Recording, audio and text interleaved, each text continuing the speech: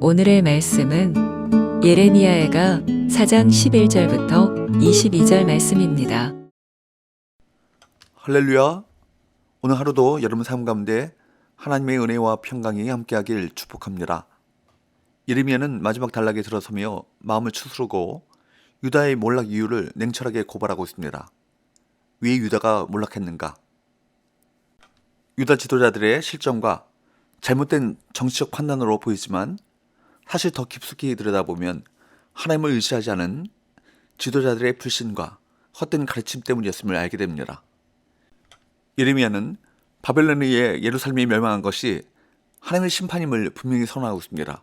11절 여호와께서 그의 분을 내시며 그의 맹렬한 진노를 쏟으시며 시온에 불을 지르사 그 터를 사르셨도다.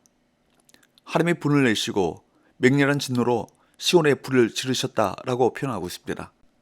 불타는 예루살렘은 상상도 못한 일이었습니다.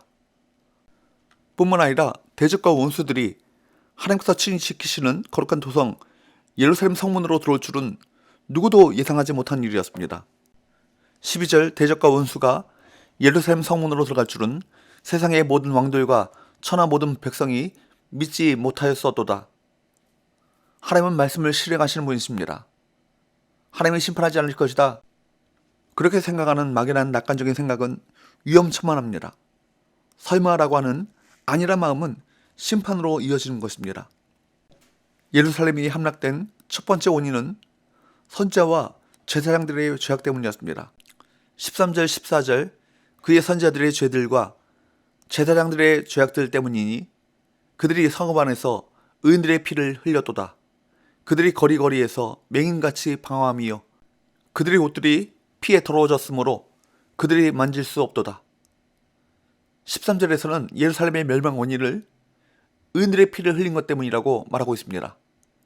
예루살렘에서 의인의 피를 흘린 결과로 선지자들과 제사장들이 수치를 당합니다. 그들은 예루살렘 성읍에서 쫓겨나고 거리를 방황하게 되었습니다. 그들의 옷은 더러워지고 그들은 땅에서 방황하게 되었습니다. 결국 죄로 더럽혀진 그들은 급기야 문둥병자 취급을 받아 공동체에서 쫓겨나기까지 했습니다. 15절 사람들이 그들에게 외쳐 이르기를 저리 가라 부정하다 저리 가라 저리 가라 만지지 말라 하였으며 그들이 도망하여 방황할 때 이방인들이 말하기를 그들이 다시는 여기서 살지 못하리라 하였도다. 하나님과 죄인 사이에 중보자 역할을 감당해야 될 종교 지도자들마저도 죄악 가운데 빠졌습니다. 그것은 마치 홍수 때문에 다리가 끊겨 고립된 것과 같은 영적 상황을 낳게 된 것입니다. 영적 지도자들이 자신의 역할을 제대로 감당하지 못하면 어떤 일이 벌어집니까? 그 자신뿐만 아니라 그가 보존해야 될 수많은 백성들의 삶까지 망가뜨릴 수 있습니다. 나는 지도자가 아니다 라고 하면서 안심할 수 없죠.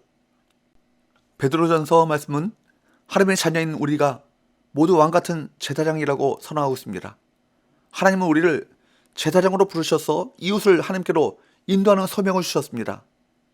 우리는 이 소명에 따라 소외되고 연약한 자들을 사랑으로 섬기면서 그들에게 하나님의 말씀을 전해야 합니다.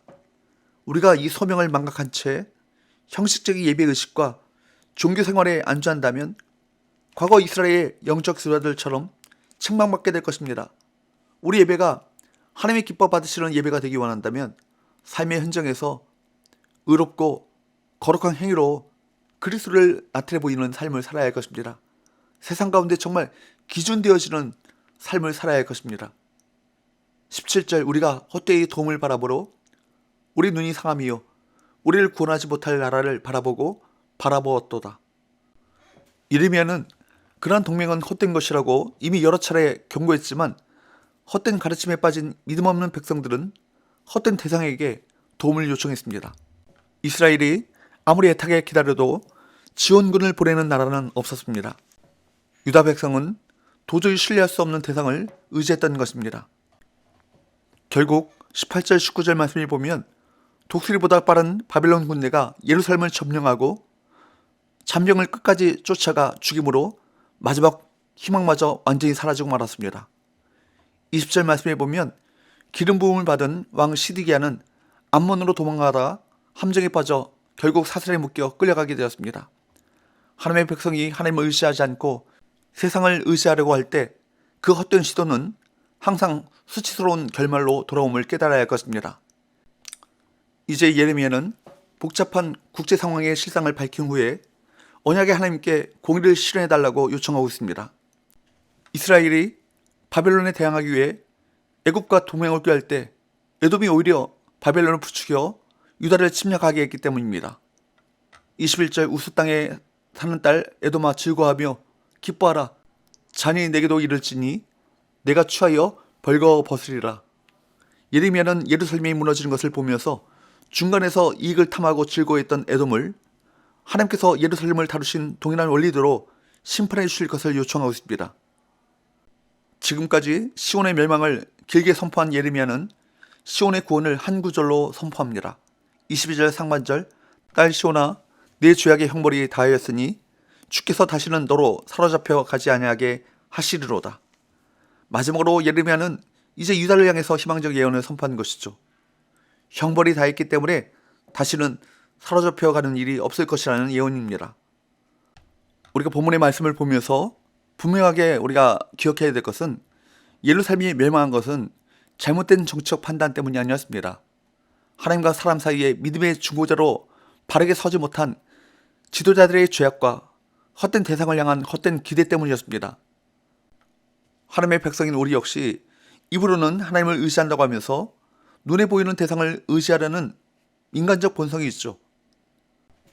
그래서 때로는 권력을 갖고 있거나 재력이 있는 사람들로 구성된 인맥을 관리하면서 그들을 통해 성공을 이루려 하거나 위기에서 벗어나야 합니다.